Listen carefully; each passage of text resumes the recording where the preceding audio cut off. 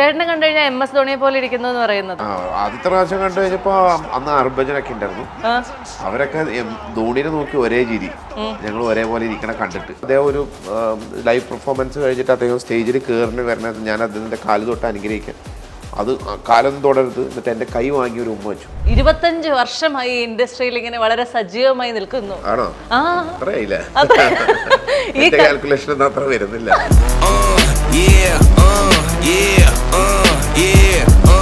എന്നും അവനെ പറ്റി ഞാൻ ആലോചിക്കും. കാരണം അത് മുറിച്ചു കളയാൻ പറ്റാത്തൊരു ബന്ധമാണ്. അത് ഞങ്ങൾ തമ്മിൽ അപാരമായ ഒരു അടുപ്പമൊന്നുമല്ല, അത് ആ മ്യൂസിക്കാണ് അടുപ്പിക്കുന്നത്. ആക്ച്വലി ഇപ്പൊ ഞാൻ ചെയ്യുന്ന ഒരു തെലുഗു സിനിമയിൽ വിശ്വസിക്കില്ല, 12 പാട്ടാണ്. 12 പാട്ടോ? 12 പാട്ട് ഞാൻ കമ്പോസ് ചെയ്തു. 12 പാട്ട് ചെയ്യാൻ വേണ്ടി 10-32 പാട്ട് നമ്മൾ ഓപ്ഷൻ കൊടുക്കണമല്ലോ. ഞാൻ പ്രീ ഡിഗ്രി ഫസ്റ്റ് ഇയർ പഠിക്കുമ്പോഴാണ് ഹരിഹരൻ എന്ന് പറഞ്ഞൊരു ഗായകന്റെ കൂടെ എനിക്ക് പോകാൻ പറ്റിയത്. അന്ന് എനിക്ക് അന്നൊരു പ്രോഗ്രാമിന് 5000 രൂപ എനിക്ക് പേയ്മെന്റ് കിട്ടി. നമ്മളൊരു അന്നൊക്കെ 2 രൂപയ്ക്ക് അച്ചാറും മേടിച്ച് അല്ലെങ്കിൽ പെപ്സി മേടിച്ച് കുടിക്കുന്ന ഒരു കാറ്റഗറിയിലാണ് നമ്മളൊക്കെ ഉണ്ടായിരുന്നത്. ഞാൻ വിചാരിച്ചു എനിക്ക് പെണ്ണേ കിട്ടില്ലാതാ ഞാൻ വിചാരിച്ചത്. കിട്ടിയപ്പോ ബോണസായി. എൻ്റെ അമ്മയ്ക്കൊരു ചെറിയ വിഷമമാണ് ഞാൻ ഇങ്ങനെയൊക്കെ ചെയ്യണത്. മതപരമായിട്ടുള്ള കാര്യങ്ങൾ മാത്രമേ ചെയ്യാൻ പാടുള്ളൂ എന്നുള്ളൊരു കുടുംബത്തിൽ നിന്ന് വന്നിട്ടുള്ളതാണ് ഞാൻ. AR റഹ്മാൻ സാറിൻ്റെ കൂടെ വായിക്കുമ്പോൾ ഓസ്ട്രേലിയയിൽ സിഡ്നി ഫെസ്റ്റിവൽ നടക്കുന്നുണ്ടായിരുന്നു. ആ സമയത്ത് ഏകദേശം ഒരു 5 ലക്ഷം പേര് 5 ദിവസം കൊണ്ട് കണ്ടു. ഞാനൊരു BGM ഒക്കെ 7-8 തവണ ഞാൻ മാറ്റി ചെയ്തിട്ടുണ്ട്. എന്നിട്ട് അവർക്ക് ഇഷ്ടപ്പെടുന്നില്ല. അപ്പോൾ പക്ഷെ ഞാൻ ഗിവ് അപ്പ് ചെയ്യില്ല.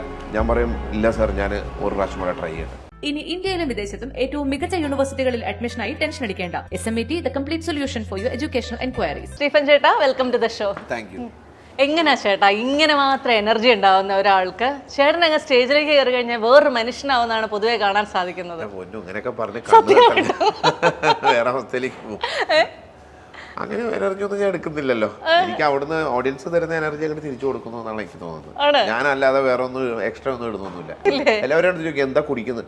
ഞാൻ പച്ചവെള്ളം കുടിക്കുന്നു. പച്ചവെള്ളം തന്നെയാണ് കുടിക്കുന്നത്. മേടിക്കണ്ട പച്ചവെള്ളം. ചേട്ടന് ഒരു കാര്യം ശ്രദ്ധിച്ചോ, 25 വർഷമായി ഇൻഡസ്ട്രിയിൽ ഇങ്ങനെ വളരെ സജീവമായി നിൽക്കുന്നു. ആണോ? അത്രയില്ല, ഈ കാൽക്കുലേഷൻ ഒന്നും അത്ര വരുന്നില്ല. ആ സത്യം യാഥാർത്ഥ്യം തിരിച്ചറിഞ്ഞോ എന്ന് ഞാൻ ചോദിക്കാൻ വരുമായിരുന്നു. ഇൻഡസ്ട്രിയിൽ വരുന്ന സമയങ്ങളിൽ ഞാൻ എന്റെ 2-3 സുഹൃത്തുക്കൾ കൂടെ സംസാരിക്കായിരുന്നു. അപ്പൊ ഞാൻ കാൽക്കുലേറ്റ് ചെയ്തിട്ട് 25 എത്തിയിട്ടില്ല തോന്നുന്നു. ചേട്ടനോട് എല്ലാവരും ചോദിക്കുന്ന ഒരു ക്ലീശ ചോദ്യമാണ്, ചേട്ടനെ കണ്ടു കഴിഞ്ഞാൽ MS ധോണിയെ പോലെ ഇരിക്കുന്നു എന്ന് പറയുന്നത്. കേട്ട് കേട്ട് മടുത്തെന്ന് എനിക്കറിയാം. പക്ഷെ എന്തെങ്കിലും നേരിട്ട് MS ധോണിയെ കാണാനുള്ള ഒരു അവസരം ഉണ്ടായിട്ടുണ്ടോ? 2 പ്രാവശ്യം കണ്ടിരുന്നു. ആണോ? ആദ്യത്തെ പ്രാവശ്യം കണ്ടു കഴിഞ്ഞപ്പോ അന്ന് ഹർഭജനൊക്കെ ഉണ്ടായിരുന്നു. അവരൊക്കെ ധോണിനെ നോക്കി ഒരേ ചിരി, ഞങ്ങൾ ഒരേപോലെ ഇരിക്കണ കണ്ടിട്ട്. അങ്ങനെ ഒരേപോലെ ലുക്ക് ആണെന്നാണ് എല്ലാവരും പറയുന്നത്. അങ്ങനെ ഞാനും അദ്ദേഹത്തിന് കണ്ടു. അദ്ദേഹം പക്ഷെ അത് കാര്യമായിട്ട്. പക്ഷെ അദ്ദേഹത്തിന് സംസാരിക്കാനുള്ള ഒരു അവസരം കിട്ടിയോ? ഷെയ്ക്കിന്റെ കൊടുത്തു, സംസാരിച്ചിട്ടില്ല. ഞാൻ സച്ചിനെ സംസാരിച്ചിട്ടുണ്ട്. സച്ചിൻ കൂടുതലായിട്ട് ഇടപെട്ടിട്ടുണ്ട്. ധോണിനെക്കാട്ടിലും അദ്ദേഹമായിട്ടായിരിക്കും ഞാൻ ഇടപെട്ടിരിക്കുന്നത്. ഒരു മ്യൂസിക് ഡയറക്ടർ, ഒരു സെലിബ്രിറ്റി ആയിട്ട് നമ്മൾ ഏറ്റവും കൂടുതൽ ഇങ്ങനെ സ്ഥിരമായി കാണാറുള്ളത് ചേട്ടൻ്റെ കൂടെ ലാലേട്ടന്റെ ഫോട്ടോസും കാര്യങ്ങളും ഒക്കെയാണ്. ലാലേട്ടനുമായിട്ട് ഇത്രമാത്രം അടുപ്പം ഉണ്ടായി വന്നത് എങ്ങനെയാണ്? ഒരു പക്ഷേ അദ്ദേഹത്തിന് സംഗീതത്തിനോടുള്ള ഇഷ്ടമായിരിക്കാം. പിന്നെ എനിക്ക് അദ്ദേഹത്തിനോടുള്ള ആരാധന. പിന്നെ ഒരിക്കലും മറക്കാൻ പറ്റാത്ത അനുഭവം എന്താ വെച്ചാൽ അദ്ദേഹം ഒരു ലൈവ് പെർഫോമൻസ് കഴിഞ്ഞിട്ട് അദ്ദേഹം സ്റ്റേജിൽ കയറിന് വരണത് ഞാൻ അദ്ദേഹത്തിന്റെ കാല് തൊട്ട് അനുഗ്രഹിക്കാൻ. അത് കാലം തുടരുത്, എന്നിട്ട് എന്റെ കൈ വാങ്ങി ഒരു ഉമ്മ വെച്ചു. അതോടെ എനിക്ക് ഞങ്ങൾക്കൊരു ആത്മബന്ധം വന്നു തോന്നുന്നു. പിന്നെ അതുമല്ല അദ്ദേഹത്തിന് പാട്ടിനോടുള്ളൊരു ഇഷ്ടം എപ്പോഴും നമ്മളോടുണ്ട്. പിന്നെ എപ്പോഴും കാണാനുള്ള അവസരങ്ങൾ ഉണ്ടാവാറുണ്ട്. കാരണം പ്രോഗ്രാംസ് വരുമ്പോൾ അതിൻ്റെ റിഹേഴ്സലും അതിൻ്റെ പ്രിപ്പറേഷനും അതൊക്കെ ഉള്ളതുകൊണ്ടായിരിക്കണം. മമ്മൂക്കേനെയും ഇഷ്ടമാണ്. ലാലേട്ടൻ എന്ന് പറയുമ്പോൾ എപ്പോഴും അവർ രണ്ടുപേരുള്ള മലയാളത്തിൽ. ഈ ഇടയ്ക്ക് കഴിഞ്ഞ ഒരു മാസം ഞാനൊരു വർക്ക് ചെയ്യുമ്പോൾ മമ്മൂക്കയാണ്, ഞാൻ ആ പാട്ട് ഡയറക്റ്റ് ചെയ്തുകൊണ്ടിരിക്കുകയായിരുന്നു. പാട്ടുകാരെ വെച്ച് മമ്മൂക്ക എൻ്റെ അടുത്ത് വന്നിട്ട് പിന്നെ അഭിപ്രായങ്ങളൊക്കെ പറയാൻ തുടങ്ങി. അപ്പോൾ ആദ്യമായിട്ടാണ് മമ്മൂക്കയുടെ കൂടെ ഇരിക്കാനുള്ളൊരു അനുഭവം വന്നത്. അതും ഭയങ്കരമായിരുന്നു. ലാലേട്ടൻ അവിടെ പാടിക്കൊണ്ടിരിക്കുന്നത്, പക്ഷേ മമ്മൂക്ക അവിടെ വന്നിട്ട് കുറേ കാര്യങ്ങൾ അതൊക്കെ ഒന്നത് നമ്മുടെ എല്ലാ മലയാളിയും ആഗ്രഹം ഇങ്ങനെയുള്ള വലിയ നടന്മാരുടെ കൂടെ ഇരിക്കാനും അവരോടുകൂടെ ഇടപെടാനുമാണ്. അപ്പോൾ ദൈവം എന്തോ ഒരു കനിവ് തോന്നിയിട്ടുണ്ടായിരിക്കണം.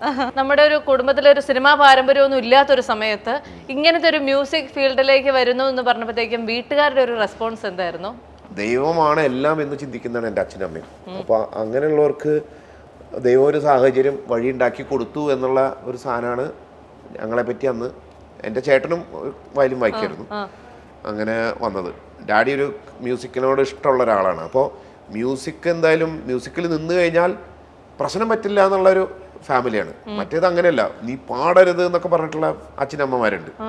അങ്ങനെ അല്ലായിരുന്നു എൻ്റെ അച്ഛനമ്മയും. കുറച്ചുകൂടി ഓപ്പൺ ആയിരുന്നു. പക്ഷെ പ്രൊഫഷനായിട്ട് വരിക എന്ന് പറഞ്ഞപ്പോൾ ചെറിയ ടെൻഷനായിരുന്നു. പക്ഷേ എനിക്ക് തോന്നുന്നത് ഒരു വരുമാനം ചെറുതായിട്ട് വരാൻ തുടങ്ങിയപ്പോഴാണ് തോന്നുന്നത് അവർ വലിയതായിട്ടൊന്നും പറഞ്ഞില്ല. ആ ഒരു സമയം ഞാൻ പ്രീ ഡിഗ്രി ഫസ്റ്റ് ഇയർ പഠിക്കുമ്പോഴാണ് ഹരിഹരൻ എന്ന് പറഞ്ഞൊരു ഗായകൻ്റെ കൂടെ എനിക്ക് പോകാൻ പറ്റിയത്. അന്ന് എനിക്ക് അന്നൊരു പ്രോഗ്രാമിന് 5000 രൂപ എനിക്ക് പേയ്മെൻറ്റ് കിട്ടിയത്. അപ്പോൾ വീട്ടിൽ 5000 രൂപ ഒരു ആഴ്ച കൊണ്ട് ഞാൻ പോയി 5000 രൂപ കൊടുത്തു കഴിഞ്ഞപ്പോൾ ഞാനെന്താ വെച്ചാൽ വീട്ടിൽ എനിക്ക് പൈസയുടെ മൂല്യം ഒന്നും ഇല്ലെങ്കിലും ഞാൻ അത് കൊടുക്കും. നമ്മളൊരു അന്നൊക്കെ 2 രൂപയ്ക്ക് അച്ചാറും മേടിച്ച് അല്ലെങ്കിൽ പെപ്സി മേടിച്ച് കുടിക്കുന്ന ഒരു കാറ്റഗറിയിലാണ് നമ്മളൊക്കെ ഉണ്ടായിരുന്നത്. അത് വലിയ സ്വപ്നങ്ങളൊന്നുമില്ല. അത് എനിക്കൊരു പ്രചോദനമായിരുന്നു. കാരണം എന്നെ മുടക്കം വരുത്തിയില്ല. പിന്നെ ഒരു പ്രശ്നം മാത്രമേ ഉണ്ടായിരുന്നുള്ളൂ, ഞാനൊരു പെന്തക്കോസ്റ്റ് കുടുംബം ആയതുകൊണ്ട് ഈ ഇങ്ങനെയുള്ള മേഖലകളിലേക്ക് പോകുമ്പോൾ ഒരു ടെൻഷൻ ഉണ്ടായിരുന്നു. അത് അന്നും ഉണ്ട്, ഇപ്പോഴും ഉണ്ട്. ഇപ്പോഴും എൻ്റെ അമ്മയ്ക്ക് ഒരു ചെറിയ വിഷമമാണ് ഞാൻ ഇങ്ങനെയൊക്കെ ചെയ്യണത്. ഞാൻ വേറെ സംശയോട് ചോദിക്കട്ടെ, അപ്പൊ എങ്ങനെ ഇവനെ ഒരു പെണ്ണ് കിട്ടും എന്നുള്ള വലിയ ഡൗട്ട് ഉണ്ടാവും വീട്ടുകാർക്ക്, അതിനെ എങ്ങനെ മറികടന്നു ചേട്ടാ? അത് ഒരു ടെൻഷൻ ഉണ്ടായിരുന്നില്ല. കാരണം ഞാൻ വിചാരിച്ചു എനിക്ക് പെണ്ണേ കിട്ടില്ല എന്നാണ് ഞാൻ വിചാരിച്ചത്. കിട്ടിയപ്പോ ബോണസ് ആയില്ലേ. എങ്ങനെ കണ്ടുപിടിക്കപ്പെട്ടു? അച്ഛൻ ഡാഡി തന്നെ. അത് നമ്മള് തലയിടേണ്ട ആവശ്യം ഉണ്ടായിരുന്നില്ല. ഒന്നാമത് പ്രേമിച്ച് വീട്ടിൽ ചെല്ലണ്ടെന്നുള്ള ഇൻഡയറക്ട്ലി കുറെ സാധനങ്ങൾ എനിക്ക് തന്നിട്ടുണ്ടായിരുന്നല്ലേ. അപ്പൊ ആ ഏരിയ നോക്കണ്ട. അപ്പൊ ഞാൻ തന്നെ പറഞ്ഞു കരിയർ ഞാൻ തെരഞ്ഞെടുത്തു, പെണ്ണിന്റെ കാര്യം നിങ്ങൾ ഏറ്റെടുത്തു എന്ന് പറഞ്ഞിട്ട് അങ്ങനെ ചെയ്ത്. ഒരു സുപ്രഭാതത്തില് പെണ്ണ് കാണാൻ പോയി, കണ്ടു. 4 മാസം കഴിഞ്ഞപ്പോ കല്യാണം കഴിച്ചു. വളരെ സിമ്പിൾ ആയിരുന്നു ആ കാര്യങ്ങൾ. അതുകൊണ്ട് കുറച്ച് പാട് പെട്ടു സെറ്റായി വരാൻ വേണ്ടി. ഇതായിട്ട് ബന്ധമില്ലാത്ത ഒരു കാര്യം കൂടി ചോദിച്ചോട്ടെ. വളരെ അടുപ്പമുണ്ടായിരുന്ന ഒരാളാണ് ബാലഭാസ്കർ. അദ്ദേഹത്തിന്റെ മരണം വല്ലാതെ ഒലിച്ചു കളഞ്ഞ ആളുകളിൽ ഒരാളാണ് സ്റ്റീഫൻ ചേട്ടൻ. ആ ഒരു ഫേസ് എങ്ങനെയായിരുന്നു ഓവർകം ചെയ്തത്? വിഷമം ഫേസ് ഭയങ്കരമായിട്ടുണ്ടായിരുന്നു. പക്ഷെ ഇപ്പോഴും വിഷമമൊന്നും മാറിയിട്ടില്ല. വിഷമം ഇപ്പോഴും വിഷമം തന്നെയാണ്. പക്ഷെ അന്നൊക്കെ ഞാൻ ഡിപ്രസ്ഡ് ആയിരുന്നു കുറേ നാൾ.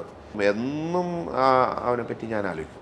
കാരണം അത് മുറിച്ചു കളയാൻ പറ്റാത്തൊരു ബന്ധമാണ്. അത് ഞങ്ങൾ തമ്മിൽ അപാരമായൊരു അടുപ്പമൊന്നുമല്ല. അത് ആ മ്യൂസിക്കാണ് അടുപ്പിക്കുന്നത്. ആക്ച്വലി അവൻ്റെ മ്യൂസിക് അത് കലാകാരന്മാർക്ക് അങ്ങനെ ഒരു കുഴപ്പമുണ്ട്. നമ്മൾ ആ ചിലത് കേൾക്കുമ്പോൾ അത് റിഫ്ലക്ട് ചെയ്യും ഓൾറെഡി. അപ്പോൾ അങ്ങനെ ഒരു വിഷമങ്ങൾ ഇപ്പോഴും ഉണ്ട്. അദ്ദേഹത്തിന്റെ കുടുംബമായിട്ട് എന്തെങ്കിലും കണക്ഷൻ ഇപ്പോഴും ഉണ്ടോ?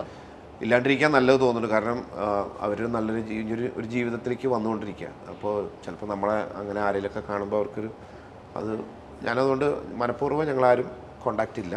പിന്നെ അവർക്കും താല്പര്യമില്ല തോന്നുന്നു. നല്ല ഡയറക്ടർമാരെല്ലാം നല്ല നടന്മാർ പോകുമ്പോൾ എന്താണെന്ന് വെച്ചാൽ അവരുടെ വർക്കാണ് പിന്നെ അവരെ ഓർമ്മിപ്പിക്കുന്നത്. ഇപ്പോൾ ജോൺസൺ മാസ്റ്റർ ആണ്, രവീന്ദ്രൻ മാസ്റ്റർ, അവരൊന്നും ഒരിക്കലും മരിക്കുന്നില്ല ആക്ച്വലി, അല്ലേ? അതെ അതെ. ഈ മ്യൂസീഷ്യൻ ജോബിനേക്കാളും ടഫായിരിക്കും മ്യൂസിക് ലോഞ്ച് എന്ന് പറയുന്ന ഇൻസ്റ്റിറ്റ്യൂട്ട് നടത്താന്ന് പറയുന്നത്. എന്നുവെച്ചാൽ ഫുൾ ടൈം നമ്മൾ ടീച്ചർ ആവണം, ഹെഡ് മാസ്റ്റർ ആവണം, വാർഡൻ ആവണം, ഇതൊക്കെ നടക്കുന്നില്ലേ അവിടെ? അല്ല, ആവശ്യമൊന്നും ഞാനാവണില്ല, നമ്മളവിടെ മുങ്ങി കിടക്കുള്ളൂ.